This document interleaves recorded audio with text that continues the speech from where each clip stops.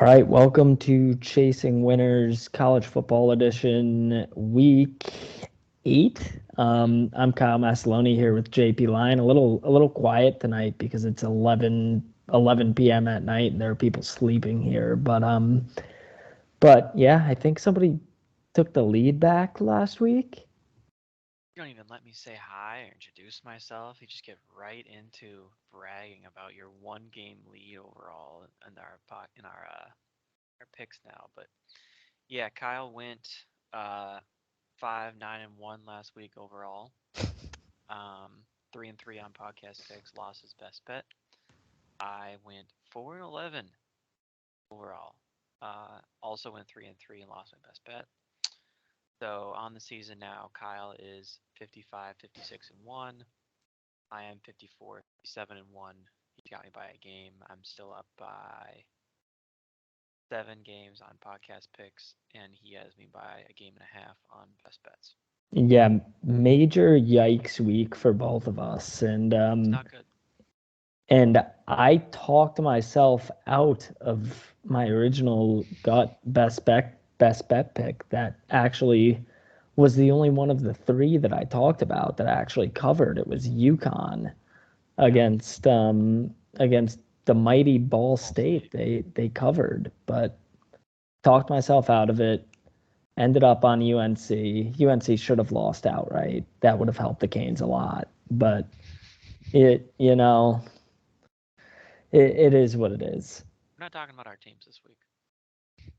Yeah, they're both not good. So let's talk about some good football teams, specifically wildly. Once again, this conference finds their way on our podcast every week.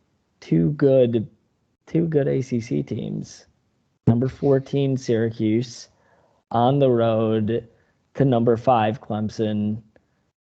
Clemson are a 13.5 point favorite. JP, what are you thinking? But for one, I'm very excited that we don't have an ACC network game this week. That is great news. Noon on Um, ABC, by the way. yes, this we have 3 ABC games this week, and this is the only ACC game we have.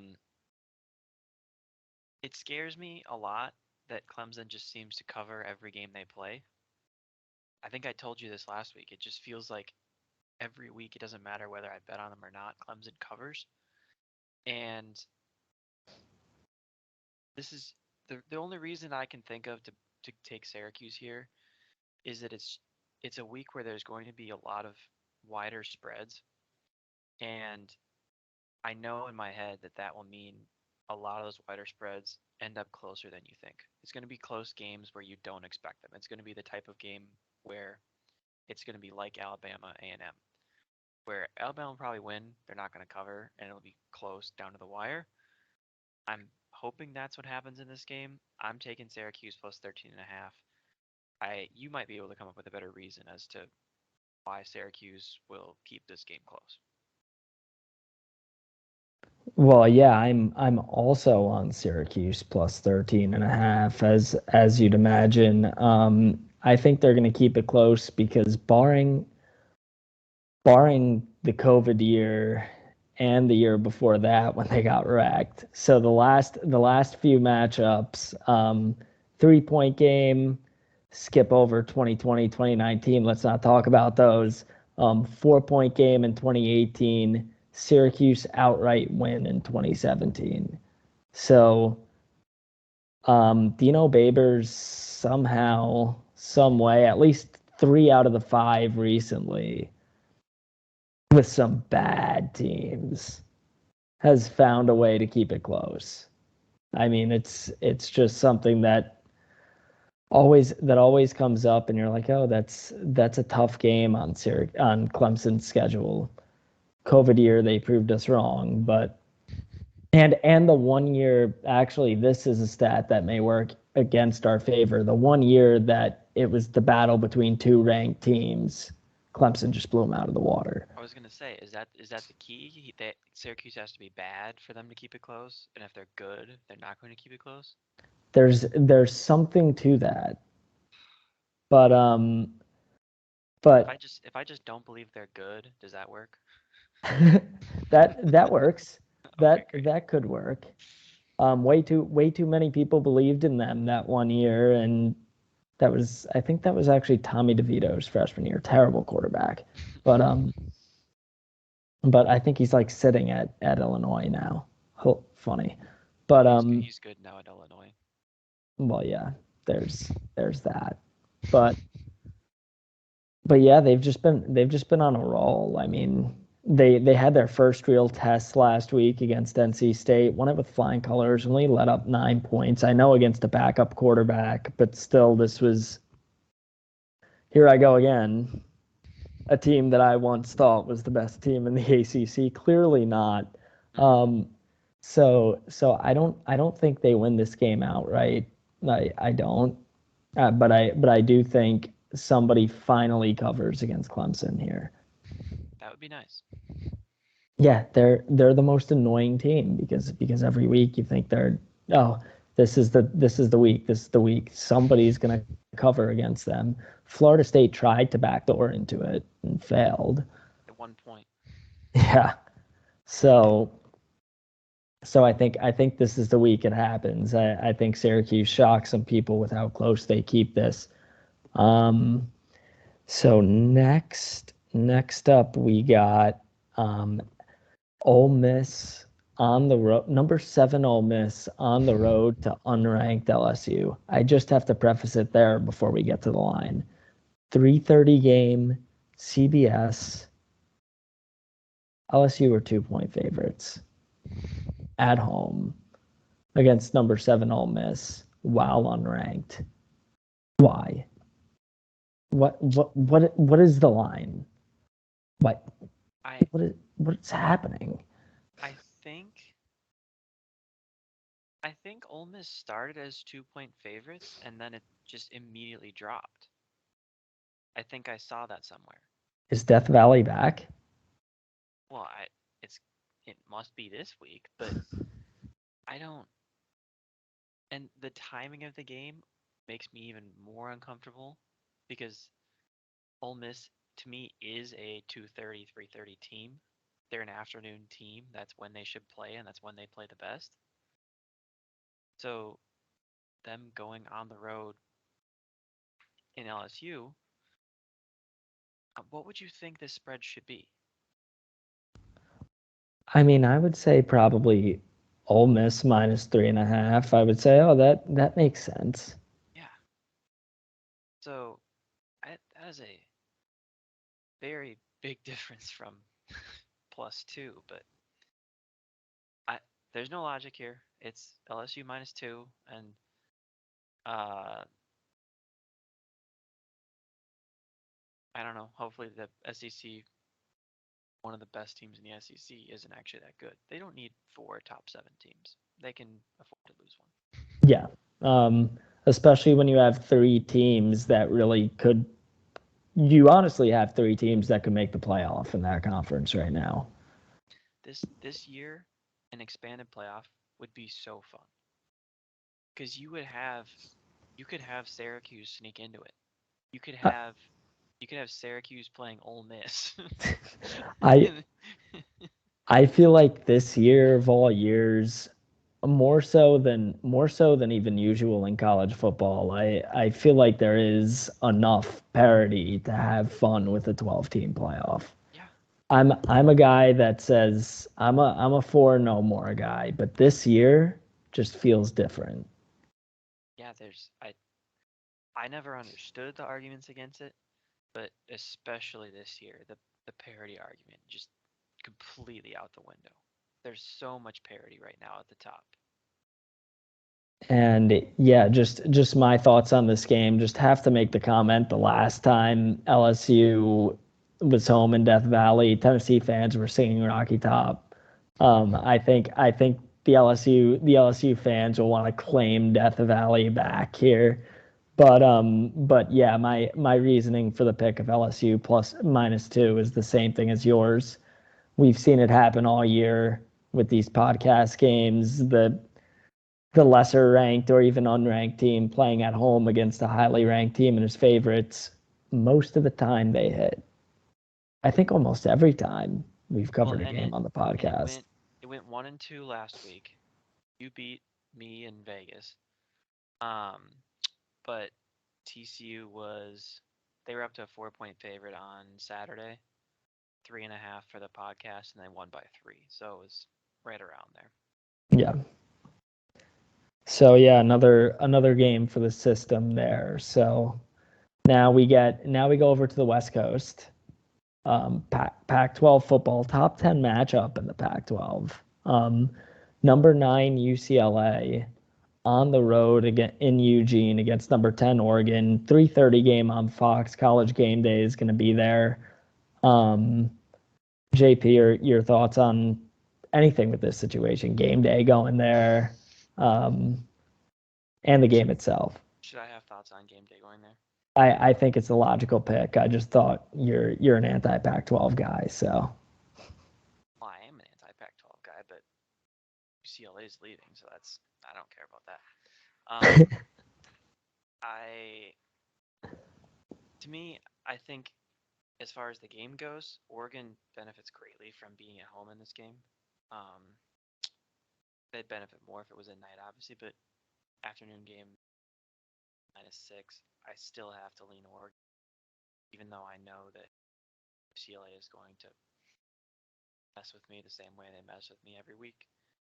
But in this game, I just have to take Oregon -6 because I I saw them to Georgia on the road, and then I saw them.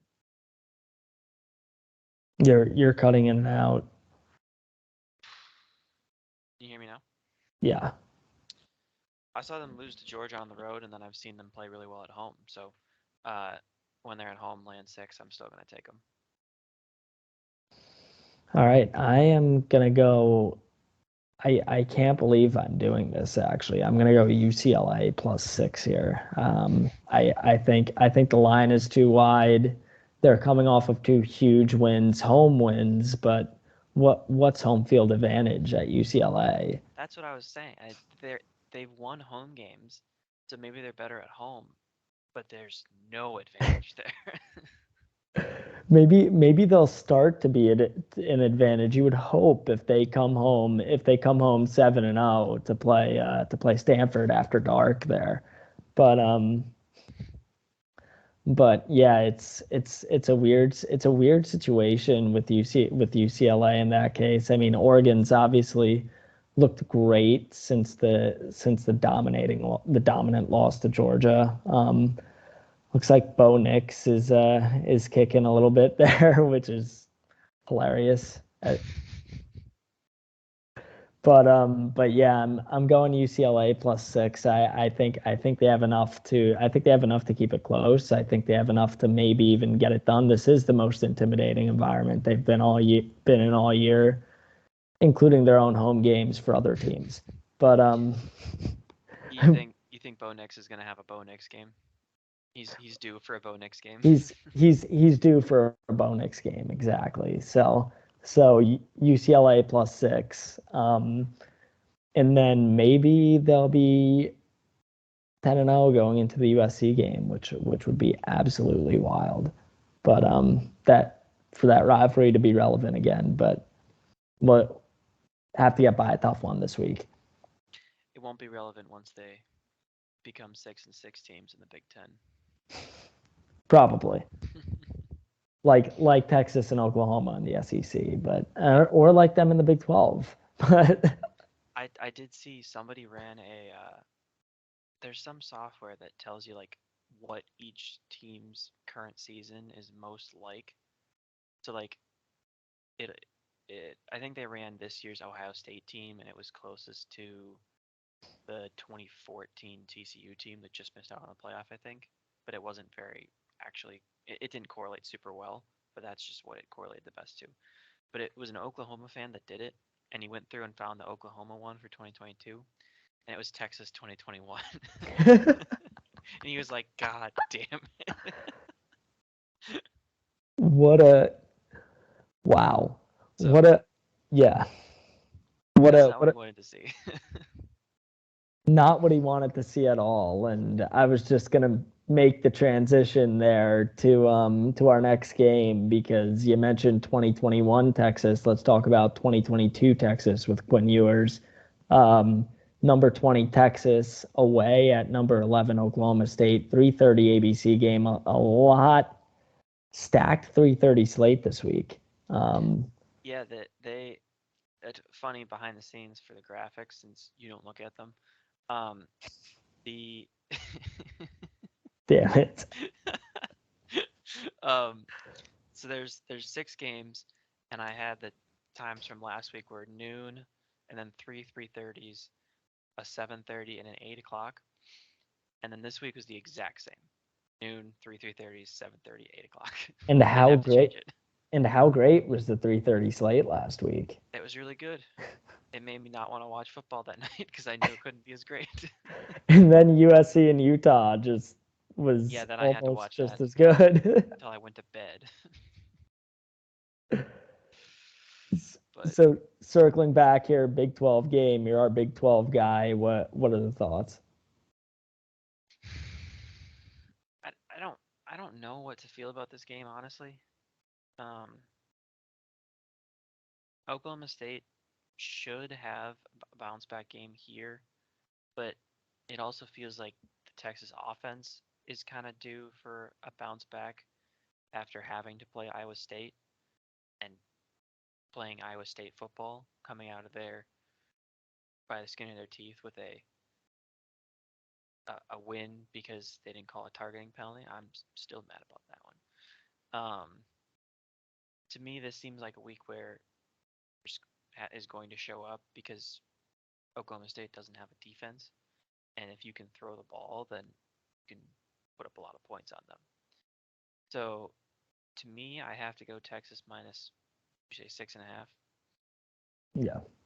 I have to take Texas minus 6.5 because Ewers is by far and away a better quarterback than Spencer Sanders. Spencer Sanders' interceptions kept TCU in the game last week, and that's why they lost. And I think if Oklahoma State was playing this game at home at night, they might honestly be like only a 3-point underdog.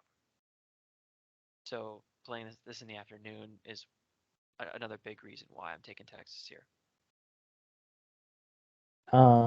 Yeah, it is weird that this isn't a night game over say Penn State, Minnesota, but Whiteout will do that. But Oh, are they doing the whiteout? yeah, we'll get to that. We'll get to that in a second, but yes. Um, I'm on Oklahoma State plus 6.5. I feel like it is a bounce back spot for them. They'll be in my favorite phrase in the world, wounded animal mode this week. Must win game for them. I think even if they lose it, they're going to keep it close. Maybe another overtime. Maybe another overtime devastation for them. But I do think they cover the -6, the +6.5 here, especially at home. I mean, come on, I know it's not a night game, but it's a 2:30 game still. It's not an 11 o'clock guy. They don't have that home field advantage outside of, I mean, Stillwater at night that's their home field advantage. Afternoon game is they're at home. They still have good fans, but it's not the night. Damn, I hear you. And now the whiteout game, 7:30 on ABC. Unranked Minnesota traveling to number 16 Penn State. Weird game to choose for the whiteout game. I read the explanation around it, and it's because they don't want the whiteout game to be a big noon game. They want it in prime time. And Penn State, I think they host Ohio State next week, and that's a big noon game. So Good for them. That's smart. yeah, and the AD said that, and I agree. Part of the mystique of the whiteout is under the lights Yeah. white shirts everywhere, fireworks, the crazy in the air tonight entrance. It's all a part of it, and you have to keep that tradition alive. So I love the decision to make this the whiteout game, and because of that, I think they fucking blow the socks off of Minnesota. But what are your thoughts here? Well, I mean, as far as that decision not to do it at noon, I love that decision. We both agree that it's stupid of Fox to put their best game at 11 o'clock or noon. Um, and that's never going to change. So you might as well mess with that system and do all your best things when you're not on the big noon game. Um, we don't know if Tanner Morgan's playing, um, which would affect this game a little bit, but to me, it's still too big of a bounce spot. Now I'm talking myself out of it. I'm on Penn State -4. I'm worried that, especially if Tanner Morgan doesn't play, that the Gophers are going to go extreme Mo Ibrahim, and Penn State just got absolutely run on by Michigan. So they are supposed to have a good run defense. I don't know if Minnesota can exploit the same holes that Michigan just did, but I'm still taking Penn State -4 because I don't trust the Gophers at all. And if the Gophers win, then I can still be happy. Just hate Penn State, I guess. Wow. No, Um, because I like Minnesota. oh yeah, you're from Minnesota. I'm an idiot. I'm tired. It's 11:30, but that is my fault for having to play 3 rounds of bowling that went way too long. Mm. But moving on to our last game of the week in an FS1 game. Um, number 17 Kansas State on the road against number 8 TCU. TCU were 3.5 point favorites. Big 12 just delivering the goods all the time these days. Mm-hmm. It seems like they have 2 or 3 great games every week. It's crazy. Yeah, we've got 4 games this week, and 2 of them are top 20 matchups. Uh, who's on bye? Oklahoma's on bye, and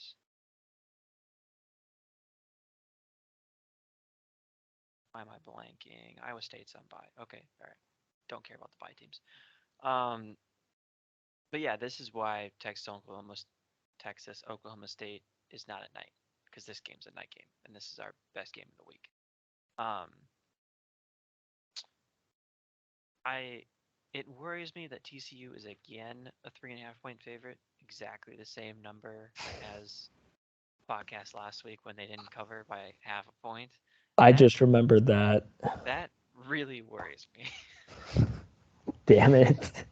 Because that's the only thing I thought of when I saw this line. I said TCU minus. Oh, but it's a pretty easy pick for me. I don't know that TCU is the strongest home field advantage in the Big 12, but it's Adrian Martinez, and I'm not going to bet on Adrian Martinez. Unless he's playing Oklahoma, and then I will bet on him. I'm rocking with you. I'm rocking with you here on TCU -3.5. Now that you mentioned what happened last week, now I have PTSD. But but Is it yeah, I is it a letdown spot for TCU after they just played this huge game? No, it's still a ranked opponent. It's not that big of a letdown it's spot. it's still a ranked opponent. It shouldn't be a letdown spot, but it could be. I think the line kind of indicates that th- 3.5, but I have Kansas State's still 5-1. in Kansas State's schedule coming up. They need this one. Yeah, they do. Their schedules at TCU, Oklahoma State at home, Texas at home, back to back to back. And then they get an easy win on the road that next week. We could be talking a lot about Kansas State coming up if they win If this they win game. some But games here for sure, because I think they're undefeated in conference. Yeah, three yeah, and zero in conference. they're undefeated in conference. Their only loss was Tulane. Zero sense to that. But they have been playing. At the time, we thought the Oklahoma win was a big deal, but now we Yep. could say they've been playing the bottom of the conference in Oklahoma, Texas Tech, and Iowa State. But I mean, I guess the best way to think about this game is TCU beat Oklahoma by way more than Kansas State did. So that's why we're taking TCU. football math, baby. Yep. I'm counting the numbers. Yes, TCU minus 3.5 at home night game. Huge game for them. That crap. I mean, huge home game for them. The crowd got up for them last week. They're gonna do it again. Yep. Minus 3.5, and then best bets. Thoughts? Best bets. I unfortunately picked my best bet on Monday as soon as I saw this line. And why I say unfortunately is because it's not a different game from the games we've already talked about. Usually I try to go something, I'll always do something that we're picking so I don't have to make an extra pick. But um, I I have to take one of the podcast games this week. I have to do it. It's LSU -2. I as soon as I saw Mincy complaining about it on Twitter that Ole Miss was being disrespected because they are 1.5 point underdogs, I was like, oh, well, there's a reason for that, and I'm going to take LSU -2. So that's my best bet this week. Yeah, part of that is my fault for not deciding the pod list game until this afternoon. But I the wasn't going to pod mention game it. list. It's been a crazy week here with the move. As you could tell, the new boring background behind me. We'll work on But it. It'll get better. it'll get better. My best bet is also going to be a game we already talked about. Really phoning it in this week with these, but it'll be Penn State -4. The power of the whiteout game is going to get it done for them. I'm glad I took Penn State -4 before I realized it's a whiteout game. Otherwise, I would have been all over Penn State -4. Yeah. I feel like this could be a trap line, but I'm just diving directly Yeah, into it's the trap. yeah. Any final thoughts this week? Do you even want to talk about Baylor? Oh, not at all. But we can talk about a game that I'm going to this weekend. I live very close to the SMU campus, so about a month ago, when SMU was playing well and Cincinnati was kind of good, uh, I got a ticket on row three of the Cincinnati SMU game for $38. Encouraged by Kyle at the time. Um, and so I'm going to that game on Saturday at 11 a.m., skipping the Baylor homecoming game because I don't want to watch us lose to Kansas. And so I'm going to have to talk myself into SMU +3.5. If I actually liked that bet, I would have made it my best bet just so I could root for it more when I'm at the game. But I hate that bet. It doesn't make any sense at all.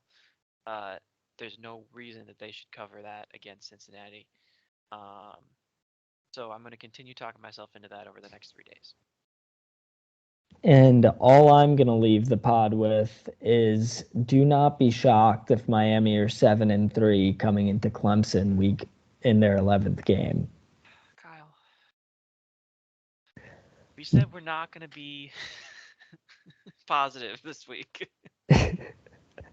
I just looked at the schedule and immediately got positive. It's Duke at home, UVA away, Florida State home. That's the hard one. Georgia Tech away, and then Clemson. We're gonna get our asses beat by Clemson, but we might come into that game 7-3, and God, that would be a good feeling. So you have your 3-3 or 4-3, 3-3. 3-3. You have Virginia. Duke. Are you gonna make a bowl? Yes, I hope so. I think we're projected for the Gasparilla Bowl. What a bowl game there. Well, Syracuse is projected for the Orange Bowl, so my family is all over me right now. Yeah, you should have chosen the other school. Oh, now you froze.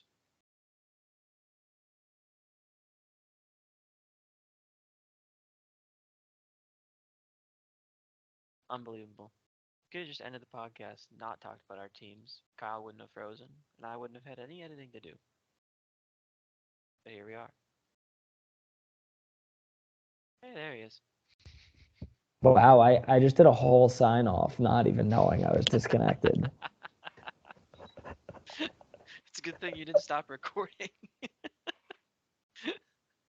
You froze again. There he is. Am I back now? Technical difficulties. You're back right now. I'll probably be gone again in 2 seconds. But to wrap up, yeah, like I was saying before I cut out, like, share, and subscribe. I actually did remember, Mm-hmm. but I was He cutting out. remembered. Um, Up, down, left, right, center. I think I'm disconnecting again. I'm getting poor connection here, so I am just gonna sign off. And enjoy the game this weekend. Enjoy the games this weekend. Hopefully I extend my lead. Hopefully we both don't do as terribly as we did Hopefully we last week. both do well. I'm gonna be honest with you. I hope we both do a lot better than we did this last week. Yeah, to be reputable at all, I think we need to get back to above 500 at least. So Well, so and let's you're a half game below 500, and I'm a game and a half below 500. So we can do it this week. We can do it. we can do it. See ya.